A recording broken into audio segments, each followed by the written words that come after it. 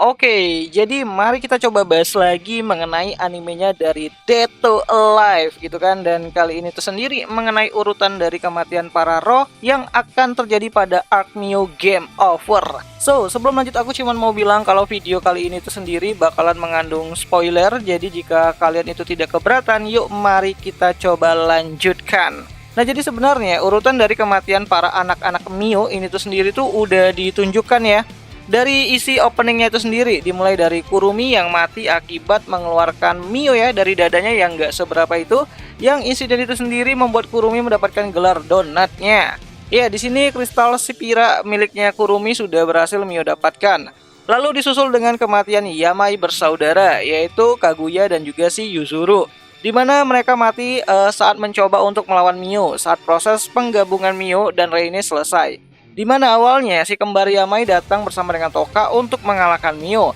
Namun naasnya Mio terlalu OP gitu kan, sehingga Kaguya harus mati lebih dulu akibat sebuah benang tipis yang menusuk ke arah tubuhnya si Kaguya. Dan itu menarik keluar kristal Spira yang dicari sama si Mio. Ya, saat Mio menarik benang dari astral dressnya untuk bisa merebut Spira yang ada pada tubuhnya si Kaguya, si Yuzuru tuh tiba-tiba aja tuh datang gitu kan dan melihat Kaguya udah tewas di sana dan lantas mencoba untuk menyerang Mio secara membabi buta dan berakhir dengan kematian juga tentunya, dimana setelah mengambil kristal spiranya Yuzuru dan menyatukan dengan spiral miliknya si Kaguya gitu kan, kini Mio mulai beralih ke Toka yang ada di depannya. Ya, meskipun awalnya Mio mencoba untuk menangkap Toka, namun Toka masih bisa selamat setelah para nakamanya itu mulai datang satu persatu.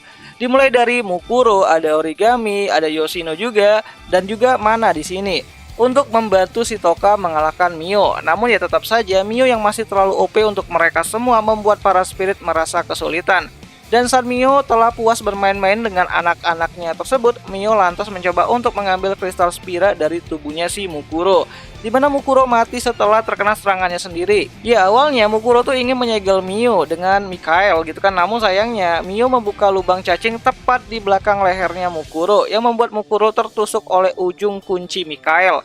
Ya, tentu aja dengan cepat kristal Spira Mukuro keluar dan menuju ke arah Mio. Meskipun saat itu Toka sempat-sempatnya untuk bisa mencegah hal itu bisa terjadi dengan mencoba untuk mengambil spiral miliknya si Mukuro. Tapi ya tentu aja di sini si Toka gagal dan akhirnya kristal Spira tuh balik lagi ke Mio itu sendiri.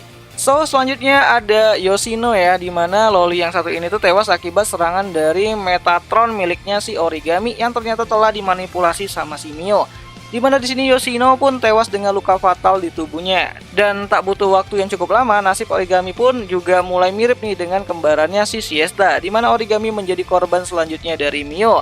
Setelah Origami mencoba untuk menyerang Mio dengan tombak cahaya, yang malah tombak itu sendiri tuh tiba-tiba Mio gunakan untuk menusuk tubuh Origami. Ya, ini cukup gila sih gitu kan, tombak yang seharusnya berada di tangannya si Origami malah di saat-saat terakhir tiba-tiba saja berada di tangannya Mio dan menusuk Origami dari depan.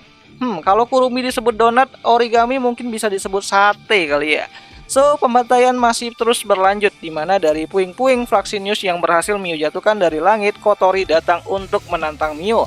Meskipun biar begitu, korban selanjutnya itu malah datang dari Nia ya, dimana Nia mati tanpa adanya perlawanan yang berarti. Ya, saat Kotori bangkit dari runtuhan Fraxinius, ia melihat Nia sudah terbaring kaku di bawah kakinya Mio. Sedangkan kondisi Toka sendiri telah Mio habisi dengan cara menusuk tubuh Toka dengan serangan yang muncul dari bawah tanah. So, di sini meskipun tidak terlalu jelas ya di dalam kalimat yang ada di light novelnya, namun sepertinya Mio berhasil mengambil spira miliknya Toka. Namun itu tidak membuat Toka ini tuh mati.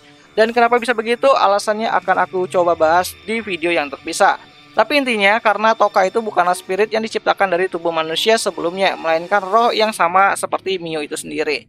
So, balik lagi ke Kotori yang awalnya menantang Mio, namun malah kini mati dengan cara yang cukup singkat banget. Mengingat baik Kotori maupun Nia baru saja mengalami insiden kecelakaan jatuh dari ketinggian yang cukup tinggi banget gitu kan akibat serangan milik ainnya si Mio ya yang mengarah ke Fraxinius.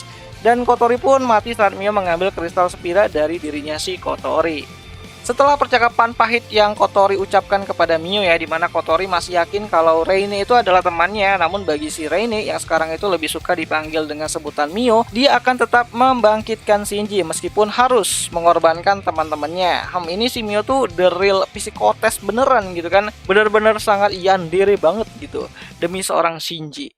So, selesai dengan para spirit yang ada di permukaan, kini Mio mencoba untuk mengambil sisa kristal Spira yang ada di bawah tanah. Tepatnya itu berada di Natsumi dan Miku yang sekarang itu berada di dekatnya si Shido. Ya tentu saja di sini Mio lebih instan ya dalam membunuh Natsumi dan juga Miku ya, dimana Mio hanya perlu mengangkat tangannya ke atas dan Spira dari tubuh Natsumi serta juga Miku berhasil Mio ambil. Ya mungkin di sini Mio tuh sempat belajar kali ya kalau membunuh spirit seperti sebelumnya itu cukup menyakitkan. Jadi ia mungkin ingin Natsumi dan juga Miku mati dengan cara yang ya sangat-sangat tidak terasa lah gitu kan, cepat dan tidak merasakan sakit pada tubuh mereka. Lalu yang terakhir itu ada Toka yang ternyata masih hidup dan keluar dari salah satu kristal Mio yang ada di belakangnya. Namun tetap aja di sini Toka kalah dan mati secara permanen. Waifumu mati 2 kali, Mas. Sebenarnya di sini Mio juga sempat membunuh Wet Scott ya dengan cara mengambil pecahan Spirania yang sebelumnya itu Wet Scott curi. Dan itu bisa saja menjadi balas dendam Mio terhadap Wet Scott di 30 tahun yang lalu. Nah jadi menurut kalian kematian siapa nih yang paling tragis dari proses pembantaian Mio di volume 18 dari adaptasi light novelnya dengan judul Mio Game Over? Coba deh kalian tulis pendapat kalian itu di kolom komentar, siapa tahu menarik. Nah sebenarnya cerita ini bakalan panjang ya, sampai ke akhir cerita harusnya gitu kan, sebelum klimaks pertarungan si Shido versus Wet Scott, ataupun Shido yang mencoba untuk mencegah terjadinya Ragnarok yang diciptakan sama si Mio itu sendiri ya, dengan melompat ke timeline yang selain gitu ataupun kembali ke masa lalu dan mencoba untuk memperbaiki semua yang ada. Dan itu bakalan benar-benar bikin pusing, dan tapi menarik juga sih sebenarnya gitu kan, seru juga sih sebenarnya, bakalan lebih banyak actionnya gitu. So bagi kalian yang pengen nonton anime ya Dead Alive itu sendiri, anime dari Dead Alive untuk musim kelimanya ini bisa kalian tonton di aplikasi Beastation dengan akses premium tentunya gitu kan, dan bakalan rilis di setiap hari Rabu malam selama musim Spring 2024 kali ini. Jadi jangan sampai kalian itu ketinggalan lah untuk cerita-cerita dari Dead Alive yang makin kesini udah menuju ke endingnya, dan bakalan kita diberitahu alasan dan juga apa kebenaran dari ceritanya Dead Alive itu sendiri gitu kan, dan ini bakalan menarik banget sih.